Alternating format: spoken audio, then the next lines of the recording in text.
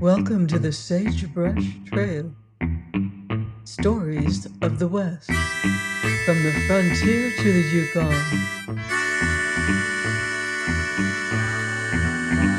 I'm Mardell, reading Delilah of the Snows by Harold Binloff.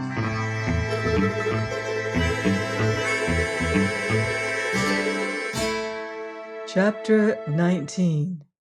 Trooper Probyn comes back. It was late next night when the corporal reached the police outpost, and on the following morning Esmond and Major Colthurst sat at a little table in the latter's dwelling.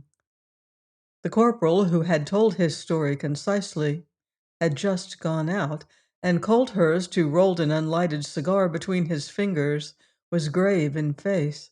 Esmond glanced at him inquiringly. "It is, in one respect, not exactly your business, but you and I are, between us, responsible for the tranquillity of the Green River country, and I should be glad of your opinion, sir," he said. "I don't want to make a mistake just now. There is no doubt that most of the men are in an uncertain temper, and they do not seem pleased with me." Colthurst smiled a trifle dryly. "I presume you don't want me to go into that."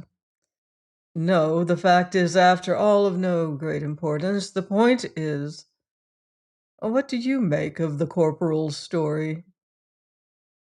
The major appeared to be taxing his brain for a moment or two. "Not being a detective, I can make nothing at all. I suppose he is trustworthy." "As reliable a man as there is in the force. Let me try to set out what we know. Tomlinson thrashed Probyn and pitched him into the creek. Neither of them would explain the cause of the trouble, which is a trifle significant, but Tomlinson was heard to say that if the trooper played the same game again, he would kill him. He is apparently not an impulsive man, and the corporal seems to think it was a warning and not mere bluster." "That," said Colthurst, "gives you a little to go upon. We can admit that Tomlinson fancied he had a grievance against the trooper. He is not the man to say a thing of that kind without sufficient reason." "Then Probyn leaves Sewell's camp and never comes back. Sewell, Ingleby, and the corporal hear two shots, apparently from the same part of the range." "I understand Ingleby does not admit that." Esmond smiled. "One would scarcely expect Ingleby to agree with the corporal of police. Still, I may point out that he has been less than a year in the bush, and the corporal has at least spent most of his life on the prairie. You know the effect the life my troopers lead has in quickening the perceptions. Most of them could locate and tell you the meaning of a sound I couldn't hear at all." Colthurst made a sign of concurrence. "His view is certainly worth a good deal more than Ingleby's. Still, admitting that the two shots were fired from about the same place, it doesn't necessarily follow that they were fired by the same person. We know that, leaving out Probyn, Tomlinson and the Indian could have been the only man on that part of the range just then. When Tomlinson appeared, he seemed disconcerted to find the corporal there. He also showed signs of embarrassment when questioned about the shots, and persisted that he fired no more than one. When told which way the trooper had gone, he stated that he had come in just the opposite one. It is significant that he did not mention where he had been until then. Several hours later, Probyn's horse came back grazed by a bullet, and a .44 cartridge was found beside the trail. That is the size of rifle Tomlinson uses." "It seems to me the several hours are the difficulty." "Not necessarily. Whoever shot Trooper Probyn would naturally be afraid of his horse doing exactly what it did and fired at it. The wounded beast would probably run as long as it was able. It is evident that it must have smashed through several thickets. Somebody fired at it, and the man who did so was the one who shot Probyn. You don't know he was shot. I'm not sure I should find it necessary to keep quite as tight a hand on your troopers as you do, said the major suggestively. Esmond flushed a little. I feel absolutely certain the lad never intended to give us the slip. There were 2 men in the vicinity about that time, said Colthurst reflectively. Tomlinson was known to have a grievance against Probyn. The Indian, who apparently did not turn up at all, had never seen him. Men do not kill one another without a strong inducement, and nobody would expect to find much money on a police trooper. His carbine, said the major, would be worth a little. The man had an excellent rifle of his own. Well, said Colthurst, it is tolerably easy to see what all this points to, but I could never quite believe Tomlinson would do the thing. And there's another point that strikes me. Esmond appeared expectant, though he had consulted Colthurst more from a sense of duty than because he looked for any brilliant suggestion. It's rather an important one, said the major gravely. You can't well have a murder without a corpse, you see. Esmond failed to hide a little sardonic smile. That is a trifle obvious, sir. You have no advice to offer me? I have. It's good as far as it goes. Lie low and keep your eyes open until you find Probyn. Esmond rose. I suppose that is the only thing after all, though it looks very much like wasting time. I feel quite sure there will be a nicked 44 bullet in him when I do. He went out, but the longer he considered the major's advice, the more reasonable it appeared to him. Esmond, with all his shortcomings, had a keen sense of duty, and had he consulted his own inclination, would have wasted no time in seizing Tomlinson.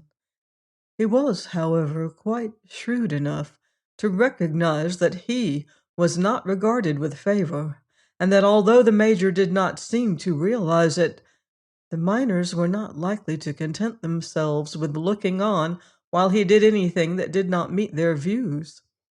He had reasons for believing that once Tomlinson's culpability was evident, he need expect no trouble from them. But it was equally plain that unless he had definite proof, it would be a risky thing to lay hands on him.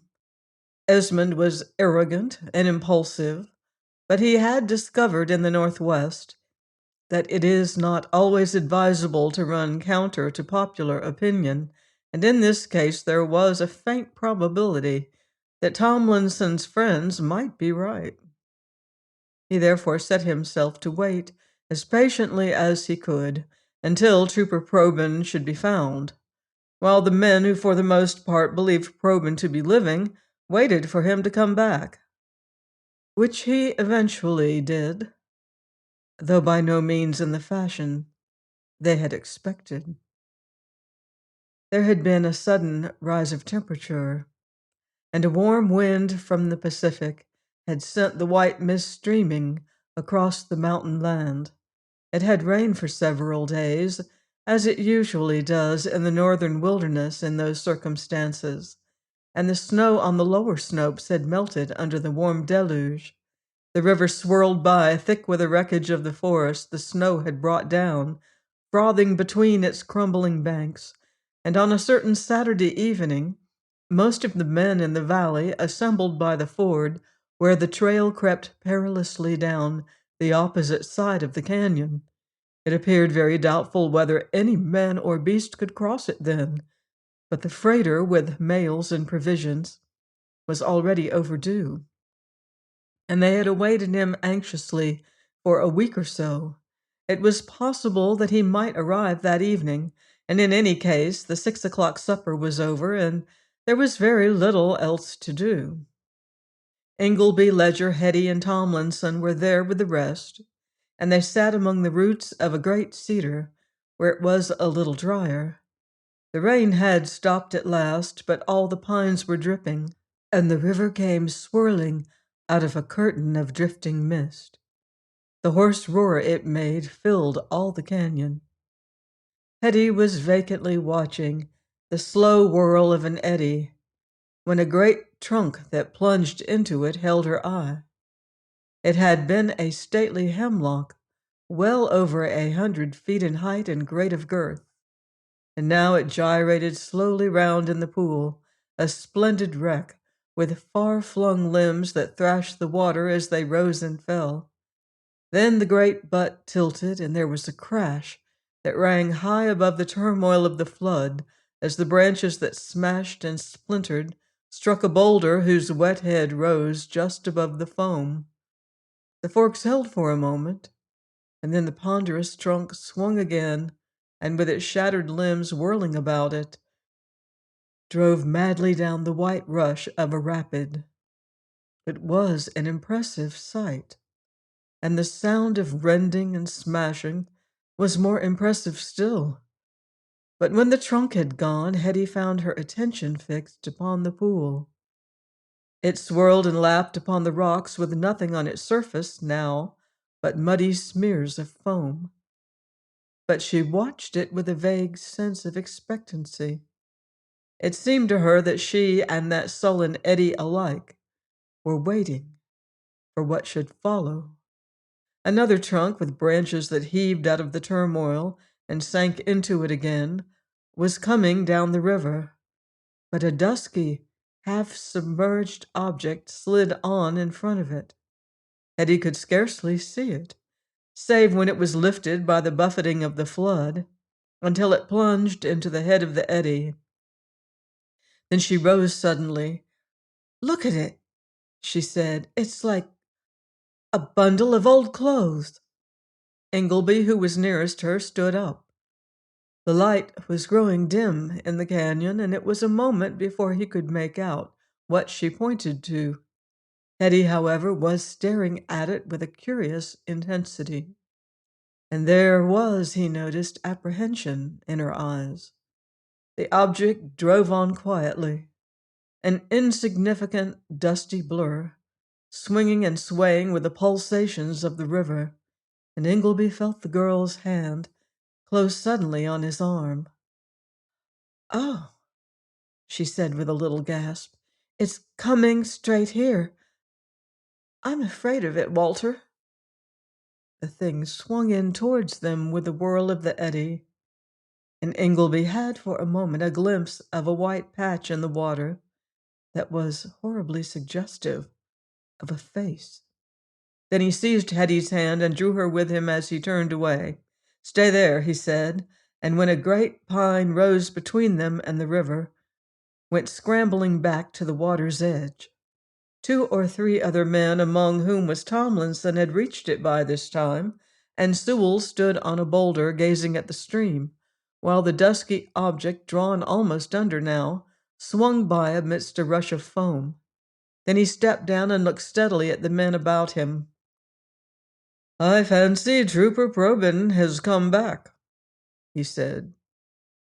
Ingleby was close beside him, and for a moment the 2 men looked into each other's eyes. In less than another minute, the object they had seen would swing out with the outflow at the tail of the pool, and the long white rapid would whirl it beyond their reach into the gloom again. Night was close at hand, and if they let him pass, Trooper Probyn would by morning have traveled far into the heart of a wilderness, where it was scarcely likely that any of them would ever overtake him. The rivers of the north run fast, and that is a country wherein the strongest man must travel slowly. It seemed to Ingleby that it might be better to let him go. Then he was ashamed of the doubt that this implied, and Sewell, who knew what he was thinking, glanced for just a second in Tomlinson's direction. "One can't hide the truth. It will come out," he said, and then raised his voice. "That's a man we have something to do for. The rapid will have him in a minute, boys."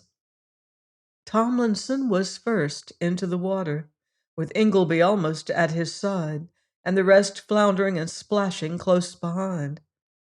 They went straight while the thing that swung with the eddy went round, but they were in the lip of the rapid before they came up with it.